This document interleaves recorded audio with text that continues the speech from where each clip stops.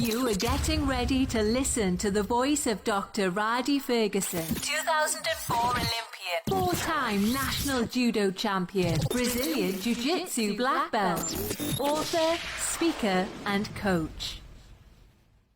In my first year of my Master's of Arts of Teaching program at Howard University, my professor asked a pretty provocative question that created a room full of mutes.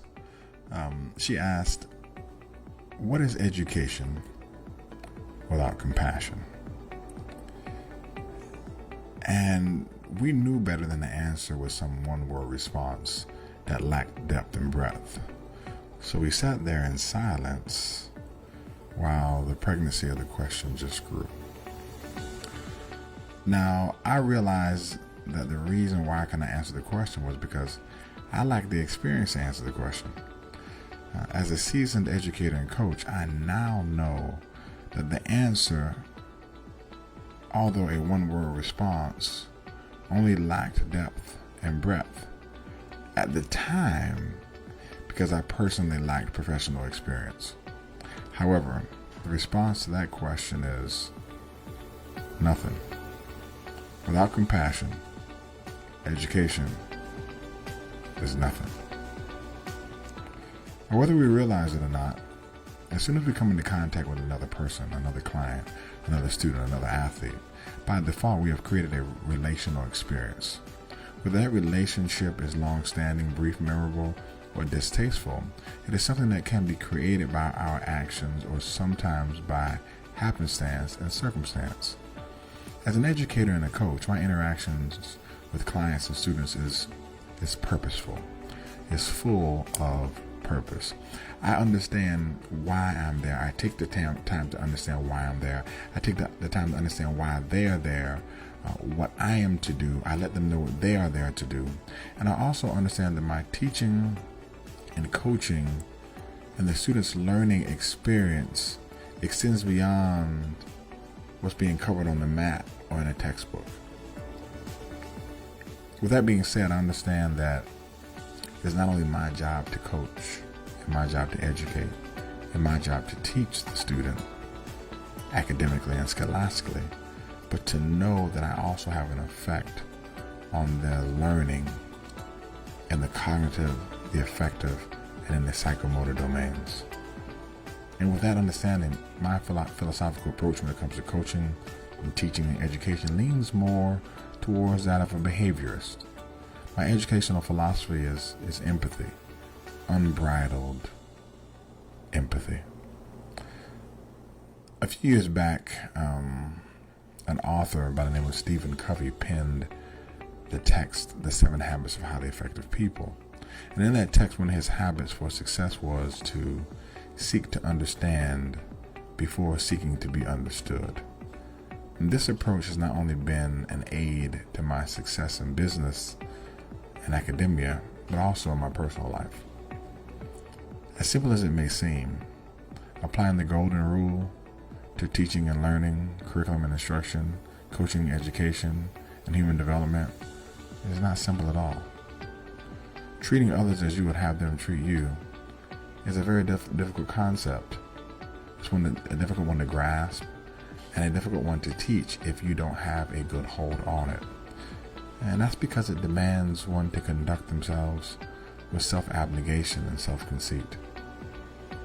As an educator, an instructor, seminarist, and a coach, I always ask myself, what would I want for someone to do for me in this situation?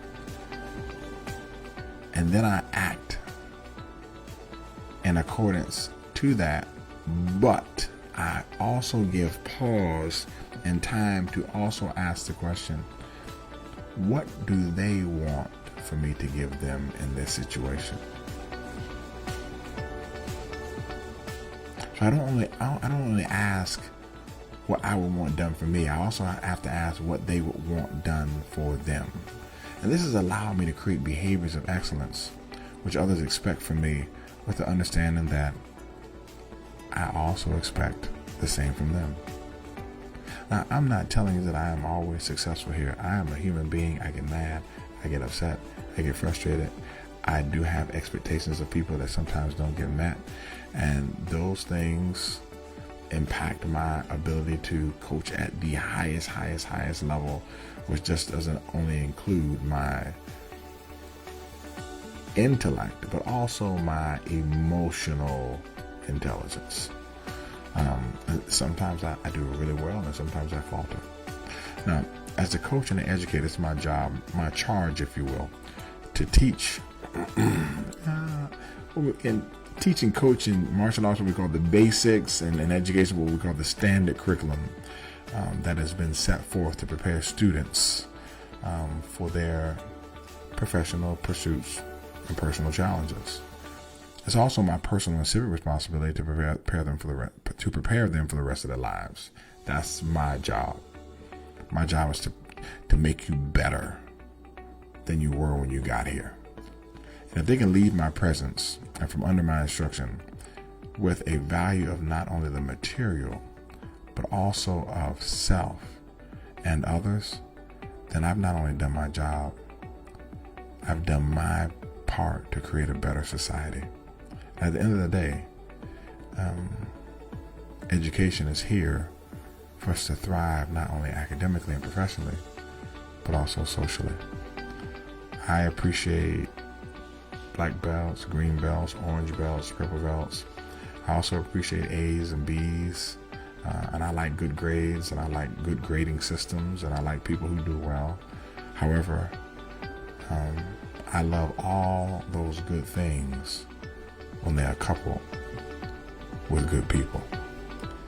Make sure today that you do your part in terms of teaching someone, coaching someone, putting yourself in a position to be taught or coached, if that's the role that you play, and do so in such a fashion that the relationship between you and that individual creates not only harmony, but a better outcome.